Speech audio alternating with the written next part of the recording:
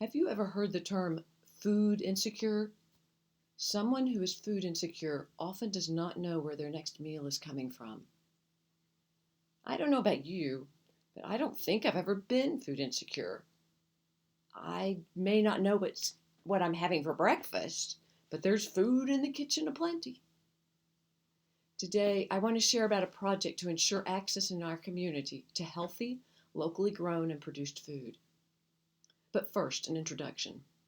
I'm Mary Satterfield, and I, along with my husband John Smallwood, am an attender at Emmanuel Episcopal Church. John and I used to regularly attend the 8 o'clock service. You may recognize me from that service. I miss you all. Or you may recognize me from a talk on composting that I gave last winter at the pancake lunch. Gosh, that seems like a long time ago. One other thing you need to know about me is that I'm a customer representative on the Stanton Farmers Market Committee, the governing body of the market. Now, here's my story. Yesterday, I went to visit two farmers that are both relatively new vendors at the Stanton Farmers Market. I learned about their farms, how they began, and their goals. Both mentioned that it takes time to figure out what the land wants and how best to work with the land for the benefit of all of us, including the land. They are continually experimenting to figure this out. What struck me was how both of them brought up ways that they want to work with the community. One is working to provide products at a price point that's comparable to grocery store prices. The other farmer is working with Stanton City Schools to provide fresh radishes and greens that will go in boxes of produce for families whose kids receive free meals. I'm always impressed at how farmers are willing to support those less fortunate than themselves. They recognize the bounty that our region provides and how important it is that everyone has enough to eat.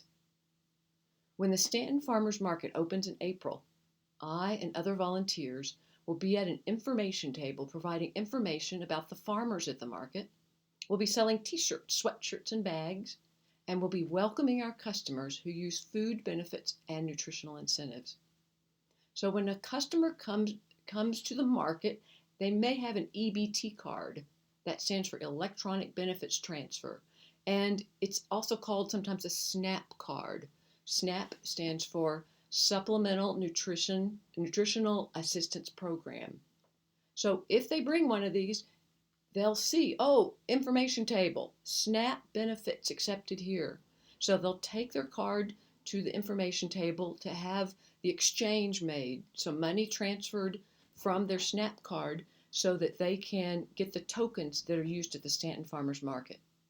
Now here's the really cool part, is that this year, for the first time ever, the Stanton Farmers Market will be matching those benefits one for one. So that means, okay, a customer wants to spend $25 in their SNAP benefits, then they will also get $25 in the match. And that money can be used on produce and fruits and vegetables at the market.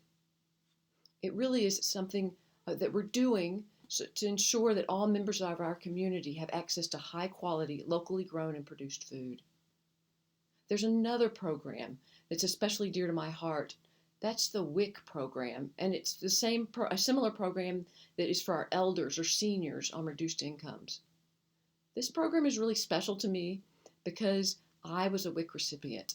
Oh, and WIC, that stands for Women, Infants, and Children, and I was a woman, pregnant at the time. I was teaching high school, working full-time, and I had a problem pregnancy, so I was on bed rest, and I ran out of sick leave, and so I wasn't getting paid. And my husband at the time didn't have a job, and so we needed some support. So and I mentioned at the beginning, I don't think I've ever been food insecure, and that's in large part because we received WIC benefits, and I appreciate that. So these WIC recipients, they could be me. The federal and state government has increased support for these, and now, we didn't 30 years ago, but now WIC recipients and these seniors that receive these benefits, they get these checks that can only be used at the farmers market. And the farmers market, we welcome the use of those checks, and we'll do everything we can to help the people that get those figure out how to spend them at the market.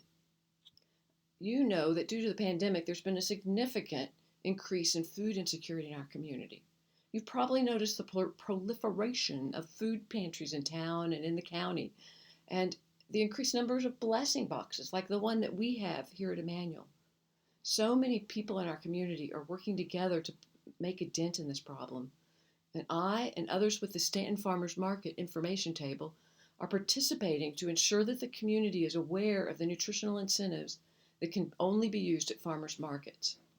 We are working with the faith community, with social support agencies, with government agencies, and with all the other local farmers markets to get the word out. We're also surveying the community to better understand the barriers to shopping at farmers markets so that we can see what can be done. Our efforts are just beginning, and while related specifically to the Stanton Farmers Market right now, we're part of a larger effort to ensure that everyone in our community has access to high quality, locally grown and produced food.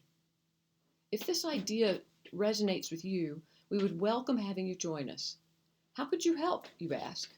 We need help getting the word out, volunteers for the information table, social media expertise, and funding or services in kind for items we must pay for. We need personal shoppers that can help customers who have never been to a farmer's market or who have trouble getting around. We may have need of serious funding in future seasons if we're going to tackle some of the barriers that prevent people from coming to farmers markets. We're also really interested in your ingenious ideas regarding ways you can work with us that we can't even imagine. We're all familiar with the saying, "There but for the grace of God go I." That thought, slightly modified, has often come to mind when I've seen an older man, probably about my dad's age, bagging groceries or doing custodial work. That could be my dad, I think. I don't think my dad ever went hungry, but I do know he and his twin brother, born in 1929, were sent to a sanitarium one summer when they were 5 or 6 because they were too skinny. My dad remembered the big meals and all the milk they could drink. Yum. My point is that it pains me to even consider my dad going hungry. And yet in our community, there are many moms and dads and kids who don't have enough to eat. This program is a way to support our neighbors in the community, many of whom never expected to be food insecure. I think of how fortunate I've been, how good God has been to me. And I know that I am called to give back through this program, to ensure that our community has access to healthy, locally grown and produced food. Let me know if you would like to join us or to share ideas. My contact information is in the Emmanuel directory under my husband's name, John Smallwood. I appreciate your listening to this.